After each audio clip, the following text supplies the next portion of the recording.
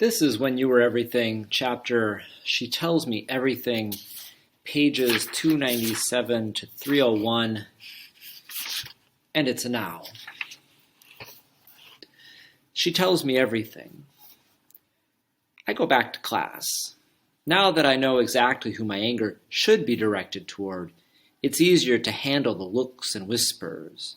I'm calm and collected as I take my seat in first period, and I actually listen and pay attention to most of the physics lecture. I raise my hand to answer a question.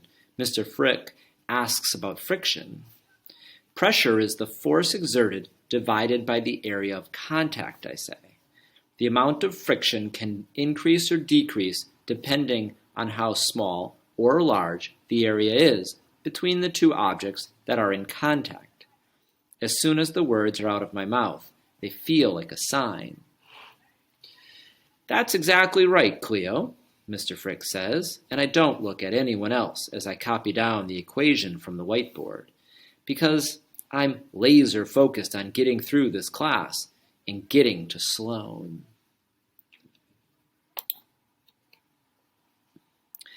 The second we're dismissed, I'm up and out of my seat thinking about friction.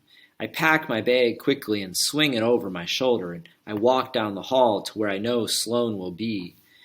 There has been a palpable tension between Sloan and me since the day we met, and this rumor might be the last straw. When I turn the corner, I hear her voice, high and clear over the other voices in the hall. She's calling out to Layla, who's approaching from the opposite end of the corridor as me.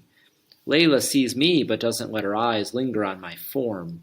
She probably thinks I'm just passing through the way I normally would be. Elle, Sloan calls, and I want to shout back, that's not her name. Oh my God, you're not going to believe what happened to Katie in first period. I'm getting closer. In a few steps, I'll be right beside them, the chorus girls with their perfect hair and fake smiles. I'll be right next to Layla, whose hair is always straightened now, whose eyes are always made up, and whose tongue is quick and cruel. New Layla, the one who doesn't look like she ever would have hung out with someone like me, someone unrefined and geeky and weird. But I can't think about Layla right now. Sloan, I say when I'm close enough. The other girls, including Layla, look at me like I'm not worthy of speaking to her. They collectively shift their weight, taking a step back or pushing out a hip to get a little farther away from me, like the unworthiness is catching. Sloan turns around and her smile falls from her face the second she sees me calling her name. Her features rearrange themselves into what I can tell is her own version of a poker face. But hers isn't as good as mine. I can see the anger brewing just beneath the surface. I can tell she's seconds from losing her cool.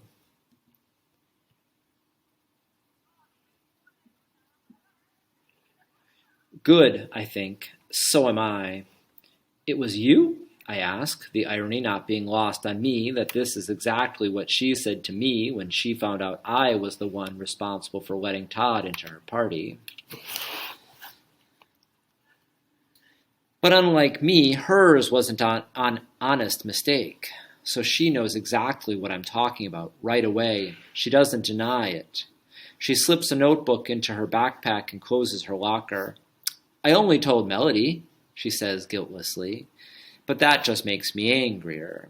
Everyone knows you don't tell Melody anything you want to stay secret. Well, it isn't true, I say, and I'd really appreciate it if you didn't go around talking smack about my family.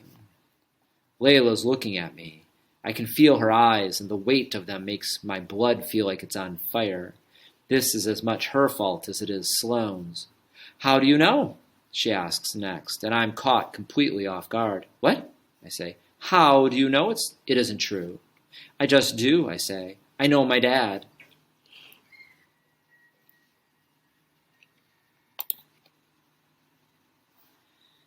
Do you, though? She asks, tilting her head, and I frown at her.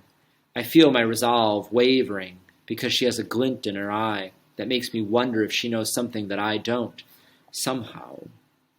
But if that's really the case, I don't want it to be revealed right now, in front of all the chorus girls. I don't say a word more, but Sloane fills up the silence. I mean, he left school in such a hurry, and without any explanation, really. Didn't you ever wonder why? She shifts her weight and gestures with her hand like she's talking about the weather, and not the downfall of the most important person in my life. I want her to stop talking, but I also need to know what she's acting like she knows. I swallow hard and a drop of sweat trickles down my spine.